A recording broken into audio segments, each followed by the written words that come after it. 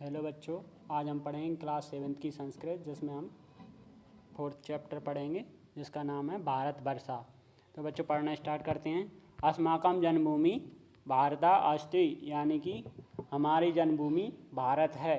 उसके आगे पढ़ते हैं बहवो महापुरुषा स्वजन्मनानुम भारत भुवम समलक्षण चक्रा, यानी कि बहुत से महापुरुषों ने अपने जन्म से भारत वर्ष को अलंकृत किया है। फिर उसके बाद पढ़ते हैं त्रेता युगे रामा रावणम हतवान युद्धम च समाप्तम अभ्यत, यानी कि त्रेता युग में राम ने रावण को मारकर युद्ध को समाप्त किया था। उसके बाद देखते हैं विभीषणा रामम प्रत्युवाच इमामम लंका भवता चरणयों समर्पयामि, यानी कि उसके बाद क्या होता है, विभीषण ने राम से कहा यह लंका आपके चरणों में अर्पित है। त्रेता युग में क्या किया, राम ने रावण को मारकर क्या कर दिया था, युद्ध को समाप्त कर दिया था।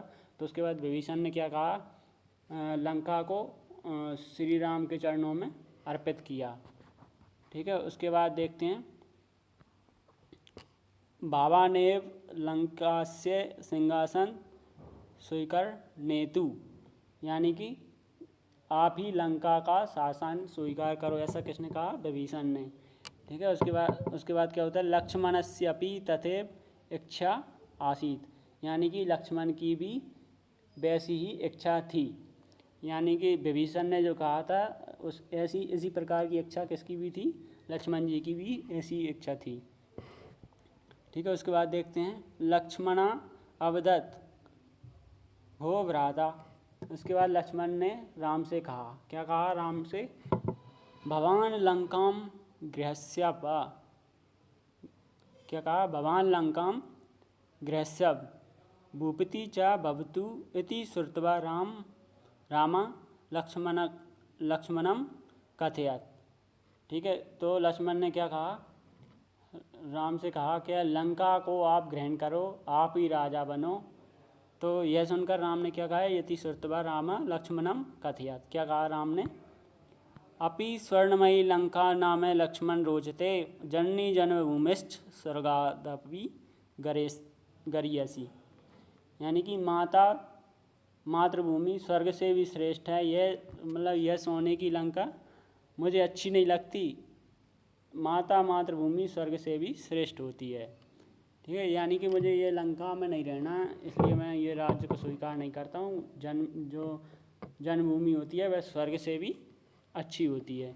उसके बाद देखिए अयम भारतवर्ष पवित्र अस्ति, यानी कि यह भारतवर्ष पवित्र है। सुजला सुफला सस्य श्यामला चयम भारतेव सर्वान असमान रक्षति, इसका मतलब क्या हो, सुजला का मतलब कि जल से युक्त, सुफला का मतलब फल से युक्त, सस्य श्यामला यानी कि हरी भरी, चयम भारते सर्वान असमान रक्षति, हरी भरी यह भारत भूमि हमारी रक्षा करती है। अस्य देशस्य विविधा संस्कृति, यानी कि इस देश की संस्कृति विभिन्न प्रकार की हैं। सर्वेषां चित्तं प्रसन्नं करोति, यानी कि सबका मन प्रसन्न करती हैं। पापानां च नाशं करोति पुण्याय च प्रेरयति, सबका मन प्रसन्न करती हैं, पापों का नाश कर पुण्य के लिए प्रेरित करती हैं। इस देश की जो संस्कृति है वो क्या करती हैं, सबके मन को प्रसन्न करती हैं, पापों का नाश कर पुण्य के लिए प्रेरित करती हैं। ठीक है, उसके बाद देखते हैं पाप नाशिनी गंगा अस्याम धारयाम एव बहती, इसका मतलब क्या है, पापों का नाश करने वाली गंगा इसकी धरती पर बहती है। ठीक है, अस्याम धारयाम एव बहती, यानी कि गंगा यहाँ बहती है। सिंधु कावेरी कृष्णा सरस्वती गोदावरी कृष्णा नर्मदा अपि अत्र बहन्ति, यानी कि सिंधु कावेरी यमुना सरस्वती गोदावरी कृष्णा नर्मदा भी यहाँ बहती हैं। गंगा तो बहती है, उसके अलावा कौन कौन सी नदियाँ और बहती हैं, सिंधु भी बहती है, कावेरी बहती है, यमुना भी बहती है, सरस्वती नदी भी बहती है, गोदावरी भी बहती है, कृष्णा भी बहती है और नर्मदा भी यहाँ बहती है। उसके बाद क्या लिखा है, हिम आच्छादित हिमालया अस्या श्वेत मुकुटमिव शोभिते सागरा अस्या चरणयुगलं निरंतरम प्रक्षालयन्ति। यानी कि बर्फ़ से ढका हिमालय सफ़ेद मुकुट के समान शोभित है। जो हिमालय है वो क्या बर्फ़ से ढका हुआ है और वो भारत के मुकुट के समान विद्यमान है, यानी कि उपस्थित है। उसके बाद देखिए अस्या चरण युगलम निरंतरम, यानी कि सागर अस्या चरण युगलम निरंतरम प्रचाल्यति। और इसके दक्षिण में क्या है, हिंद महासागर। तो इसके बारे में क्या कहा, समुद्र इसके पैरों को लगातार धोता रहता है। ठीक है। उसके बाद देखिए भारतवर्षे न केवलम नदी भी मंडितम आपतु अत्र बहवा सुंदरा पर्वता विराजन्ते। यानी कि भारतवर्ष में न केवल नदियों से ही घिरा नहीं है भारतवर्ष, बल्कि यहाँ पे बहुत से सुंदर सुंदर पर्वत भी शोभा पाते हैं। सुदीर्घा पर्वतमाला विशालिनी वनानि प्रभुता खनिज पदार्था चास्य देशस्य समृद्धिम प्रकटयन्ति। इसका मतलब क्या हुआ, सुंदर पर्वतों का विशाल वन और खनिज पदार्थ इस देश की समृद्धि को प्रकट करते हैं। उत्तरे रमणीय कैलाश पर्वता विराजते यत्र गुहासु त्रस्य मुनय च तपम कुर्वन्ति। यहाँ इसकी उत्तर दिशा में क्या है, सुंदर कैलाश पर्वत विराजमान है। इसकी उत्तर दिशा में सुंदर कैलाश पर्वत विराजमान है, जहाँ गुफाओं में ऋषि मुनि ने क्या किया करते थे, ऋषि मुनि तप किया करते थे या करते हैं। उसके बाद देखिए भा प्रभा तत् रतम अर्थात प्रकाशे रतम इति भारता कथ्यते। यानी कि भारत भूमि का गौरव बहुत क्या है, प्राचीन है। ठीक है। उसके बाद क्या लिखा है, भारत भूमि का जो गौरव है बहुत प्राचीन है। यहाँ पे पढ़ते हैं हम पहले क्या लिखा है। भा प्रकाश प्रभा तत् रतम अर्थात प्रकाश रतम यति भारत कथ्यते। यानी कि भारत को कैसा कहा गया है कि भारत को प्रकाश के समान चमकने वाला कहा गया। उसके बाद लिखा है भारत भूमि गौरवम अति प्राचीनम उन्नतम च अस्ति। यानी कि भारत की जो भूमि है वो कैसी है, भारत भूमि का गौरव बहुत प्राचीन है। ठीक है। उसके बाद लिखा है अत्र जनानाम विविधा वेशा बहुविधानी भोजनानी च सन्ति। यानी कि यहाँ लोगों का भेष और भोजन अलग अलग है। यानी कि यहाँ के लोग जो हैं उनमें विविध प्रकार की विभिन्नताएँ पाई जाती हैं, भोजन के आधार पर, पहनावे के आधार पर, मतलब अलग अलग तरीके के कपड़े भी पहनते हैं लोग अलग अलग क्षेत्रों में। उसके अलावा भोजन भी अलग अलग ग्रहण करते हैं। ठीक है। उसके अलावा क्या लिखा है अत्र विविधा भाषा ताबीजा रचिता प्रसिद्धा ग्रंथाश्च विद्यन्ते। यानी कि यहाँ भाषा अलग अलग हैं और उनमें लिखे प्रसिद्ध ग्रंथ शोभा पाते हैं। यानी कि यहाँ पे भाषा भी बहुत प्रकार की बोली जाती हैं और उनमें रचे हुए ग्रंथ भी शोभा पाते हैं। यहाँ पे शिक्षाया ज्ञान विज्ञानम क्षेत्रे च भारतवर्ष सर्वदा अग्रेसरम विद्यते। यानी शिक्षा ज्ञान विज्ञान के क्षेत्रों में भारतवर्ष सदैव आगे रहा है। युग काले नालंदा तक्षशिलादि विश्वविद्यालय संपूर्ण विश्व में बहु प्रसिद्धा आसन। प्राचीन काल में नालंदा और तक्षशिला विश्वविद्यालय संपूर्ण संसार में बहुत प्रसिद्ध थे। अद्यपि चिकित्सा शास्त्रे संगणक विद्यायाम अपरेषु वैज्ञानिक क्षेत्रेषु च भारतीय समग्र विश्वे प्रमुखा सन्ति। यानी कि आज भी चिकित्सा शास्त्र, कंप्यूटर की विद्या में, चिकित्सा शास्त्र यानी कि चिकित्सा शास्त्र के क्षेत्र में, संगणक यानी कि कंप्यूटर की विद्या में, और अपरेषु वैज्ञानिक क्षेत्रेषु च भारतीय समग्र विश्वे प्रमुखा सन्ति। यानी कि कंप्यूटर की विद्या में और वैज्ञानिक क्षेत्रों में भारत समस्त संसार में प्रमुख है। ठीक है। उसके बाद क्या लिखा है अस्माकं जन्मभूमि भारतवर्ष स्वर्गादपि श्रेष्ठा पूजनीय अस्ति वयं स्वमातरम् इव एता जन्मभूमिं जननी च शतम सेवामहे। इसका मतलब क्या हो गया, यहाँ पे हम अपनी माता के समान अपनी जन्मभूमि माता की निरंतर सेवा करने को तैयार हैं। ठीक है, हमारी जन्मभूमि भारतवर्ष क्या है, स्वर्ग से भी श्रेष्ठ और पूजनीय है। पहले क्या लिखा हुआ है, ये अस्माकम जन्मभूमि भारतवर्ष स्वर्गादपि श्रेष्ठा पूजनीय अस्ति, यानी कि हमारी जन्मभूमि क्या है, भारतवर्ष स्वर्ग से भी श्रेष्ठ और पूजनीय है। और उसके बाद लिखा है वयम स्वमात्रम एवं एता जन्मभूमि जननी च सतम शिवामय, यानी कि इसका मतलब क्या हुआ, माता जन्मभूमि गंगा ईश्वर जाति के बीच में ख्याति, ये पांचों कठिनाइयों से प्राप्त होते हैं। ठीक है, यहाँ पे हम आगे एक मिनट रुकिए, पहले हम यहाँ पे देखते हैं, एक बार और देख लीजिए। अस्माकम जन्मभूमि भारतवर्ष स्वर्गदापि श्रेष्ठा पूजनीय अस्ति, यानी कि हमारी जन्मभूमि भारतवर्ष स्वर्ग से भी श्रेष्ठ और पूजनीय है। उसके बाद दिया है वयम स्वमात्रम इव एता जन्मभूमि जननी चा सतम सेवामहे, यानी कि हम अपनी माता के समान अपनी जन्मभूमि माता की निरंतर सेवा करने को तैयार रहते हैं। उसके बाद देखिए जननी जन्मभूमिष्ठ जहान्वी चा जनार्दन जाति मध्य प्रतिष्ठा चा जकार पंच दुर्लभ, यानी कि माता जन्मभूमि गंगा ईश्वर और जाति के बीच ख्याति, ये पांचों कठिनाई से प्राप्त होते हैं। यानी कि पांच चीज़ें जो हैं वो बहुत कठिनाई से प्राप्त होते हैं। क्या क्या, एक तो माता बहुत कठिनाई से प्राप्त होती है, एक जन्मभूमि और एक गंगा और ईश्वर और जाति, ये पांचों चीज़ें क्या है, इंसान को बहुत कठिनाई से प्राप्त होती हैं। उसके बाद यहाँ पे इसके शब्दार्थ देखिए। पहला क्या दिया है, सम लचक्रा, यानी कि अलंकृत किया, अलंकृत किया मतलब कि सजा हुआ। उसके बाद ये हतवान, हतवान यानी कि मार दिया। उसके बाद देखिए रामम प्रत्युवाच, यानी कि राम के प्रति बोले। उसके बाद देखिए भूपति, भूपति यानी कि राजा। उसके बाद देखिए स्वर्णमयी, स्वर्णमयी यानी कि सोने से युक्त।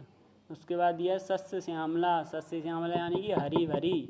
उसके बाद दिया है धारायाम, धारायाम यानी कि पृथ्वी पर। उसके बाद दिया है चास्य, चास्य, चास्य का मतलब क्या होता है, और इससे। गुहासु, गुहासु यानी कि गुफाओं में। तावी, तावी का हिंदी अर्थ क्या होता है, उन सब की। रचिता यानी कि रचे हुए। जनार्दन, जनार्दन का हिंदी अर्थ क्या है, विष्णु, विष्णु को संस्कृत में क्या कहते हैं, जनार्दन। जाह्नवी, जाह्नवी किसको कहा गया है, गंगा को। और उसके बाद ये अग्रेसम, अग्रेसम यानी कि आगे बढ़कर। इसके बाद हम इसकी एक्सरसाइज करते हैं। यहाँ पर देखिए सही विकल्प पर सही का निशान लगाना है। तो पहला देखते हैं, खालिस्तान रामम प्रत्युवाच इमा लंकाम भवत शरण्यों समर्पयामि, तो ये किसने कहा था, किसने राम के चरणों में लंका को अर्पित किया था, विभीषण ने। ठीक है, तो पहले का क्या हो जाएगा, विभीषण। ठीक है, उसके बाद दूसरा देखिए अस्माकम जन्मभूमि क्या है, हमारी जन्मभूमि क्या है, भारत, तो दूसरे वाले का क्या हो जाएगा, भारत।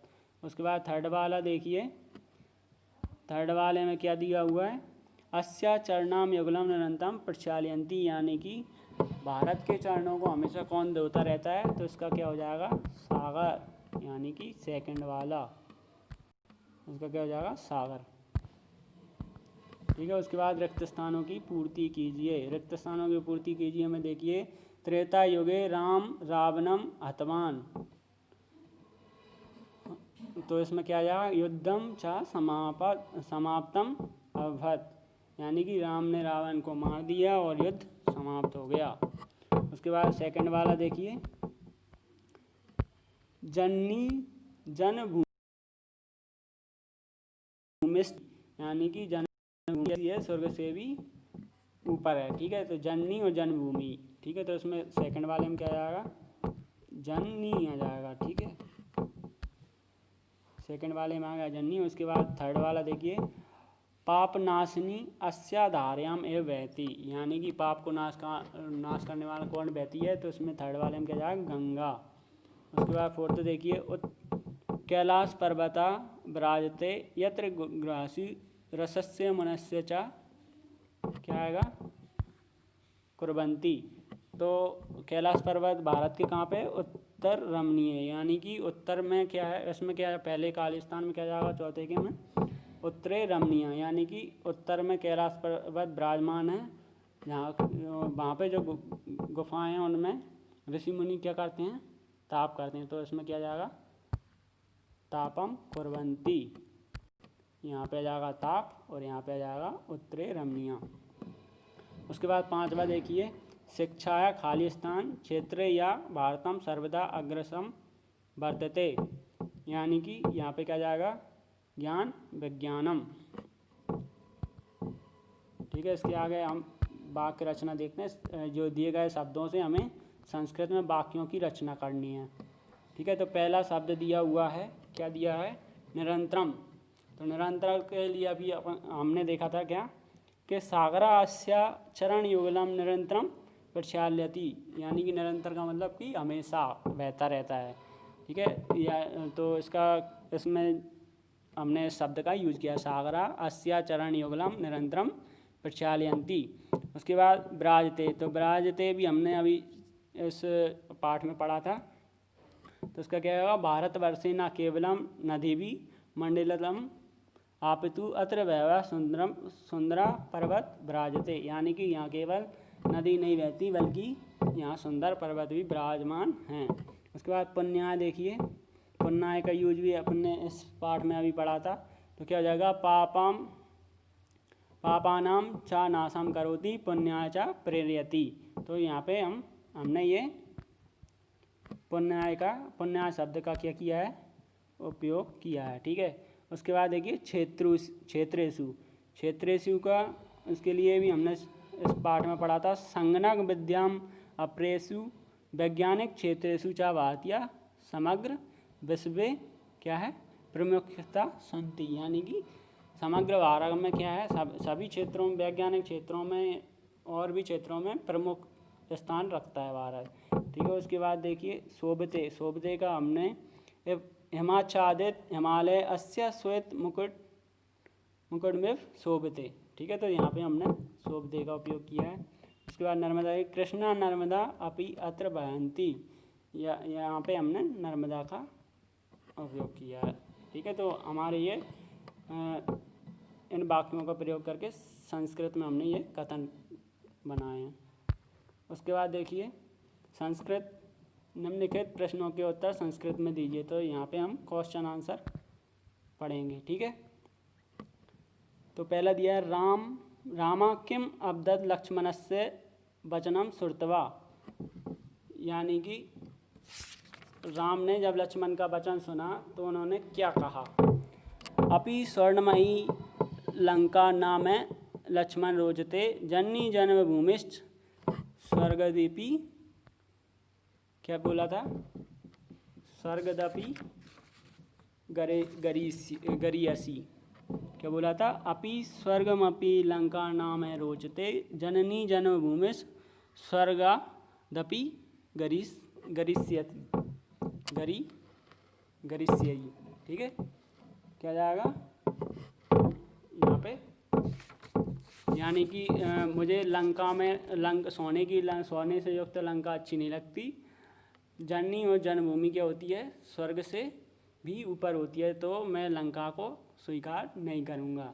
ठीक है, उसके बाद दूसरा वाला देखिए, भारत देशस्य का सर्वेषां चित्तम प्रसन्नम करोति, यानी कि भारत की क्या कौन सी चीज़ है जो सभी के चित्त यानी कि मन को प्रसन्न करती है। तो भारत देश से विविध प्रकार की संस्कृति है वो सभी को मन को प्रसन्न करती है। भारत देश से विविधा संस्कृति सर्वेशम चित्तम प्रसन्नम करोति। उसके बाद देखिए, कुत्र वैभव सुंदरा पर्वता विराजन्ते, यानी कि भारत में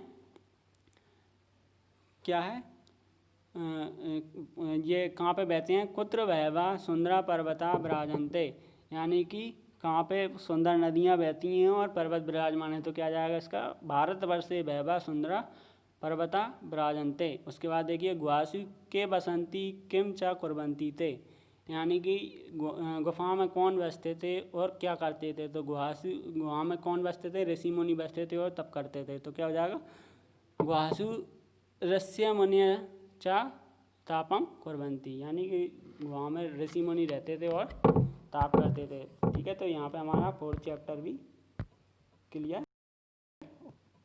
इससे आगे हम अगली क्लास में पढ़ेंगे।